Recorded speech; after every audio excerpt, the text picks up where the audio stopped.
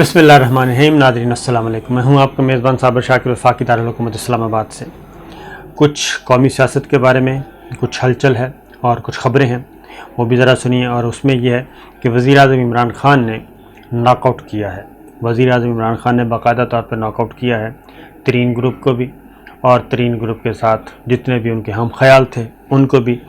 और फिर कैसे फ्रंट फुट पे खेले, और उधर उस्मान बुज़दार साहब ने भी तरीन ग्रुप के लिए के साथ मुलाकातें की हैं, उनमें क्या हासिल हुआ वो भी आपको बताते हैं। लेकिन पहले एक अहम तरीन ख़बर है, वो मेरा ख़्याल है कि सबसे ज़्यादा अहम है, और वो है फ़लस्तीन और इसराइल की लड़ाई, और किस तरीके से जो मीडिया है उसने, मगरबी मीडिया की बात कर रहा हूँ, जो पाकिस्तान में एक हल्की सी किसी को खांसी भी आ जाए किसी सहाफ़ी को, तो उनके वो बहुत मसाइल पैदा हो जाते हैं कि पता नहीं क्या हो गया है, और ऐसी ऐसी जगह से ट्वीट्स आते हैं और खांसी के भी।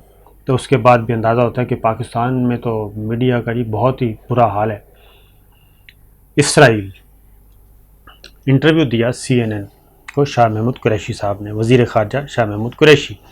ये पहला मौका है जी कि इसराइल एक तरफ, अमेरिका उसके साथ, वेस्टर्न मीडिया उसके साथ, कवरेज यकतरफ़ा तौर पे हुई।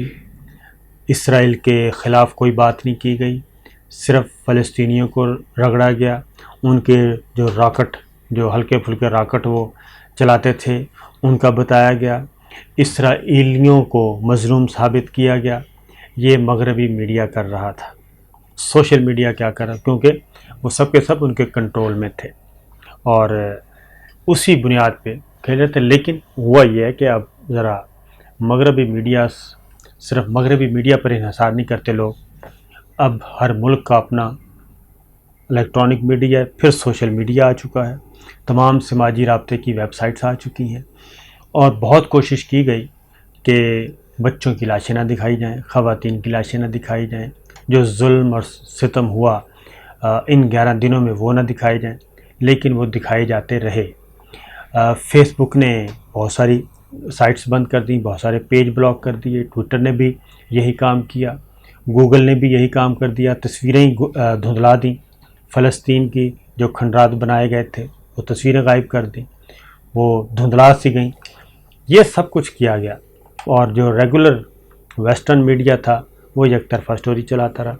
वज़ीर ख़ारजा शाह महमूद कुरैशी CNN को इंटरव्यू देने जाते हैं, और वो बताते हैं, जब वो दुखती रग पे हाथ रखते हैं कि जो मीडिया है वो तो डीप पॉकेट्स हैं मीडिया में इसराइल की, और मीडिया जो है वो तो यकतरफा स्टोरी चलाता है, और उसमें इसराइल का असर व रसूख है, और मगरबी मीडिया डंडी मारता है। और ये CNN के साथ इंटरव्यू हुआ, खातून एंकर पर्सन थी, उस पर उन्होंने खुल के इस पर बात की। उस पर उन्होंने कहा कि जी आप ये यहूद मुखालिफ बातें कर रहे हैं। तो वज़ीर ख़ारजा ने फिर प्रोफेसर चॉम्स्की की भी बात की, जो अमेरिका के प्रोफेसर हैं और थिंकर हैं, बहुत मुफक्कर। उन्होंने फिर जो इसराइल के बारे में कहा था, मिलिट्री ऑफिसर कहा था इसराइल को, उन्होंने अमेरिका का, यानी कि मुहज़्ज़ब ज़ुबान में एक थानेदार कहा था कि ये थानेदार है, इलाके में अमेरिका ने बिठाया हुआ है। और थानेदार जो है उर्फ़ आम में क्या करता है आपको मालूम है। तो ये एक सोशल मीडिया पे जंग छिड़ी हुई थी, और शाह महमूद कुरैशी साहब को हम दाद देनी चाहिए कि उन्होंने कहा, और उन्होंने CNN पे बैठ के CNN को और मगरबी मीडिया को उनका चेहरा दिखाया। उसके बाद, क्योंकि यह आप ज़हन में रखिए कि इस पूरे 11 दिन की जंग में हमास ने कभी भी किसी चर्च को निशाना नहीं बनाया, किसी यहूदियों की इबादतगाह को निशाना नहीं बनाया, और उनके टारगेट्स बड़े मखसूस थे, और वो उनकी तनसीबात थी ख़ास तौर पे। तो उसमें इसराइली फ़ौजी भी हलाक हुए। लेकिन वो क्या करते हैं, उन्होंने इसको अगेन वही जंग बनाने की कोशिश की, मजहबी जंग बनाने की कोशिश की। ये इसराइल ने की, फ़लस्तीन ने नहीं की। फिर ये तो मैंने कहा आपसे एक छोटी सी खबर शेयर करूं, लेकिन आप ज़रा थोड़ी सी दूसरी तरफ आते हैं। एक और ख़बर है وہ یہ ہے جی، دنیا بھر میں پینٹاگون کی خفیہ فوج کے 60,000 اہلکار جو ہیں اس وقت وہ کام کر رہے ہیں، اور یہ پینٹاگون کی خفیہ فوج ہے، انہوں نے اپنی کیا کہنا ہے شناخت چھپائی ہوئی ہے۔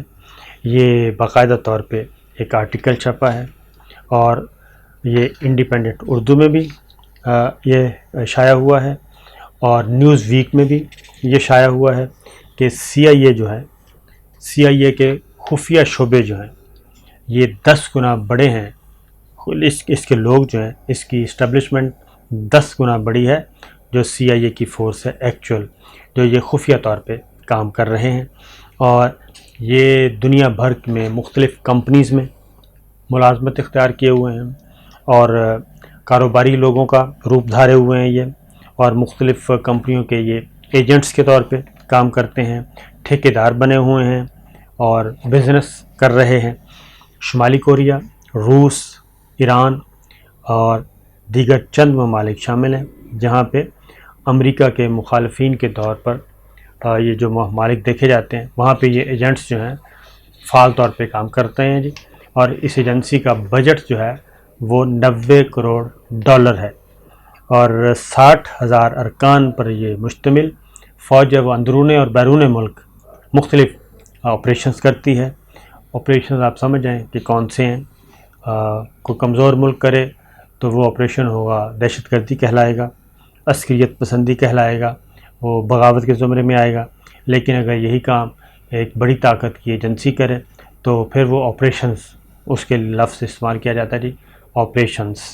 اور نیوز ویک نے یہ ساری اطلاع دے دی ہے، اور اس میں اس کے ایجنٹس حقیقی زندگی کے ساتھ ساتھ آن لائن بھی فعال ہیں، ان میں کئی فوجی ہیں، عام شہری ہیں، اور ان میں بہت سارے ایسے لوگ ہیں جنہوں نے اپنی شناخت کو چھپایا ہوا ہے یا پھر غلط شناخت کے طور پہ وہ آتے ہیں، یعنی کہ پراکسیز کے ذریعے بھیس بدل کے، جبکہ ایکچول وہ جو ہیں وہ یہ سارے کے سارے امریکہ کی خفیہ ایجنسی CIA کے اہلکار ہیں، تاکہ اگر یہ پکڑے جائیں تو امریکہ پہ کوئی نہ آئے۔ یوں کہہ لیں آپ کے جو پاکستان پہ الزام لگایا جاتا رہا یا مختلف ملکوں پہ، مسلم ممالک پہ غیر ریاستی عناصر کا، تو یہ غیر ریاستی عناصر ہیں جن کو امریکہ بطور ریاست ان کو لک آفٹر کرتی ہے، اور ان کا کام ہے کہ امریکہ کے جو مخالف ممالک ہیں وہاں جا کے انہوں نے بدامنی پھیلانی ہے، وہاں پہ بغاوت کو ہوا دینی ہے، وہاں کی حکومتوں کے خلاف راہیں ہموار کرنی ہیں، اور یہ کام امریکہ کھل کے کر رہا ہے۔ اور یہ صرف امریکہ ہی نہیں کرتا، یہ برطانیہ بھی کرتا ہے، یہ روس بھی کرتا ہے، اور اگر کوئی کمزور ملک کرے تو اس پہ بہت ساری پابندیاں لگا دی جاتی ہیں، لیکن تگڑے ملک کریں تو ان کی بلے بلے کی جاتی ہے۔ تو پاکستان میں بھی میں آپ کو ایک بتاؤں کہ یہ جیسے ریمنڈ ڈیوس پکڑا گیا تھا، پرویز مشرف صاحب کے زمانے میں یہاں پہ بلیک واٹر والے آ گئے تھے، اور مختلف کانٹریکٹرز کی صورت میں، اور یہ ابھی بھی ایسا نہیں ہے۔ پھر اسلام آباد میں اس کی صفائی کی گئی تھی، اور اسلام آباد میں تقریباً 350 سے زیادہ پوش ایریاز میں گھر تھے جو انہوں نے کرائے پہ لیے ہوئے تھے، لیز پہ لیے ہوئے تھے، وہ خالی کروائے تھے، اور اس کے بعد پھر یہ امریکی سفارت خانہ اسلام آباد کا جو بنایا گیا بہت زیادہ ایک ہیوج کمپاؤنڈ، تو اس پہ اب زیادہ تر یہ اندر ہی رہتے ہیں، باہر کم رہتے ہیں، لیکن یہ کام چلتا رہتا ہے جی۔ اور اس میں 2013 میں بھی مئی کے مہینے میں روسی ٹیلی ویژن چینل پر جو ایک خبر اور ویڈیو نشر ہوئی تھی، اس میں روسی جو FSB کے سادہ لباس اہلکاروں کو بھی قرآن فوگل کے ساتھ ساتھ ڈانٹ ٹپٹ کرتے دکھایا گیا تھا۔ اس کے علاوہ چند تصاویر اور یہ ساری چیزیں، میں اس کو ذاتی علم کی بنیاد پہ بھی میں آپ کو بتاتا ہوں کہ 9/11 کے بعد بھی پاکستان میں بھی یہ بہت زیادہ ہو گئے تھے، اور یہ ایون کچھ رشین پکڑے گئے تھے جو امریکنز کے لیے کام کر رہے تھے اسلام آباد میں، اور کچھ اور ملکوں کے بھی، یورپین کنٹریز کے کچھ کافی لوگ پکڑے گئے تھے جو امریکنز کے لیے کام کر رہے تھے، اور کچھ صحافی بھی اس میں شامل تھے مغربی ممالک کے، جن کو پھر پاکستان سے نکالا بھی گیا تھا۔ پھر ایک اور چیز بھی تھی، وہ یہ تھی کہ ایون ہمارے افواج پاکستان کے اندر بھی انہوں نے نقب لگانے کی کوشش کی تھی، اور 2-3 نیٹ ورک پکڑے گئے تھے، اور ان کو نہ صرف پکڑے گئے بلکہ ان کو سزائیں بھی دی گئیں۔ ان میں ایک ہمارے بریگیڈیئر رینک کا افسر تھا، اس کو سزائے موت دی گئی، ایک لیفٹیننٹ جنرل تھا۔ ایون ابھی بھی جو ہمارے پاس لیٹسٹ انفارمیشنز ہیں، جن کو کرپشن یا اینٹی اسٹیٹ ایکٹیویٹیز پہ جن کو باقاعدہ طور پہ جن کا کورٹ مارشل کیا گیا، ان میں میجر جنرل بھی شامل تھے، لیفٹیننٹ جنرل بھی شامل تھے، بریگیڈیئر بھی شامل تھے۔ ایسے لوگوں کو بھی سزائیں دی گئیں، یہ پاکستان کی فوج کے اندر بھی۔ پھر ایک اور سکینڈل میں آپ کو بتاؤں کہ پکڑا گیا تھا، اس میں کچھ آئی فون اور لیپ ٹاپ بھیجے گئے تھے کہ جتنے بھی امپورٹنٹ پوسٹوں پہ ہیں ان کو یہ گفٹ کر دیے جائیں۔ اس میں بھی ایک ریٹائرڈ 3 اسٹار، 1 یا 2 لوگ ریٹائرڈ تھے، وہ ملوث تھے، وہ بھی گرفتار ہوئے تھے۔ اور آئی فون، اسمارٹ فون، لیپ ٹاپ یہ دیے گئے تھے کہ یہ آپ نے تقسیم کرنے ہیں۔ تو یہ چلتا رہتا ہے، اور پاکستان بھی ظاہر ہے، پاکستان بھی اس میں خفیہ ایجنسی ISI، اس کے بھی کان کھلے ہیں، وہ بھی دیکھ رہے ہیں، اور وہ بھی اس طرح کی چیزوں کو پکڑتے رہتے ہیں۔ نیوز ویک کے مطابق یہ جو رپورٹ ہے، اس کے مطابق 30,000 اہلکار جو ہیں دنیا میں فعال ہیں، جو کہ پاکستان سے مشرق وسطیٰ اور جنوب میں مغربی افریقہ تک کام کر رہے ہیں۔ اور امریکی محکمہ خارجہ سے اس حوالے سے موقف جاننے کے لیے انڈیپینڈنٹ نے رابطہ کیا، تو اس کا ابھی تک کوئی جواب نہیں آیا۔ تو یہ کافی ہمارے پاکستان میں بھی بہت پکڑے گئے تھے۔ اور یہ بات بتاؤں کہ کلبھوشن، ایون کلبھوشن کے پیچھے بھی وہ صرف شامل نہیں تھا انڈیا، اس میں ایک مغربی ملک ہے، اس کی ایجنسی بھی را کے ساتھ مل کے یہ کام کر رہی تھی۔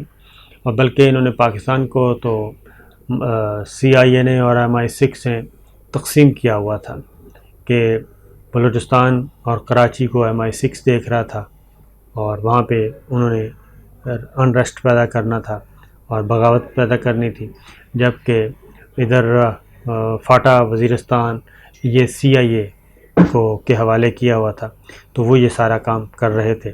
تو یہ خبر ابھی پہلی دفعہ کسی باقاعدہ طور پہ نیوز ویک میں اور آئی ہے انڈیپینڈنٹ میں، لیکن ایکچولی یہ ہے کہ یہ اس طرح کی چیزیں چلتی رہتی ہیں اور آتی رہتی ہیں۔ تو صورتحال یہی ہے۔ اب آتے ہیں ذرا قومی سیاست کی طرف۔ قومی سیاست میں جی عمران خان صاحب پر اعتماد نظر آ رہے ہیں، اور وہ اس لیے پر اعتماد نظر آ رہے ہیں کہ انہیں اب کسی قسم کا خوف نہیں ہے۔ وہ خوف یہ نہیں ہے کہ میں رہوں گا یا نہیں رہوں گا، میرا اقتدار بچے گا یا نہیں بچے گا، اب وہ اس خوف سے باہر نکل آئے ہیں۔ لہٰذا انہوں نے اب نیب کو بھی انہوں نے کہا ہے کہ 23 سال سے نیب کام کر رہا ہے، لیکن بدعنوانی پر ابھی تک قابو نہیں پایا جا سکا، اور اس کی وجہ جو ہے وہ ہمارے سامنے ہے کہ طاقتور کو سامنے سب ڈھیر ہو جاتے ہیں۔ اچھی خبریں کیا ہیں جی پاکستان کے لیے؟ امیزون نے باقاعدہ طور پہ پاکستان کو سیلرز لسٹ میں شامل کر دیا، اور اب اس کی ہو گئی ہے جی منظوری، اور اب امیزون جو ہے وہ پاکستان میں اپنے دفاتر بھی قائم کرے گا، اور پاکستان کی بہت ساری جو پروڈکٹس ہیں وہ امیزون کے ذریعے فروخت ہوا کریں گی، اور یہ پلیٹ فارم پاکستان کو مل گیا ہے۔ اس سے کیا ہوگا؟ اس سے 2-3 چیزیں ہیں جی۔ وہ ایک تو روزگار ملے گا، اور دوسرا پاکستان کی مصنوعات کو دنیا بھر میں بیچنے کا موقع بھی مل جائے گا، جو یقیناً پاکستان کو فائدہ ہوگا۔ دوسرا جی کراچی میں نیوکلیر پاور پلانٹ کا یونٹ 2 کا افتتاح کر دیا گیا ہے۔ وزیر اعظم نے اس کا افتتاح کیا، اور ورچوئل افتتاح کیا، یعنی کہ فزیکل نہیں تھے بلکہ ویڈیو لنک کے ذریعے، اور یہ 1100 میگا واٹ بجلی میسر ہوگی، اور یہ جوہری پلانٹ جو ہے یہ جوہری پلانٹ سے ٹیکنالوجی کا ٹرانسفر ملک کے لیے سود مند بھی ثابت ہوگا اور اس سے ہماری بجلی کی کمی پوری ہوگی.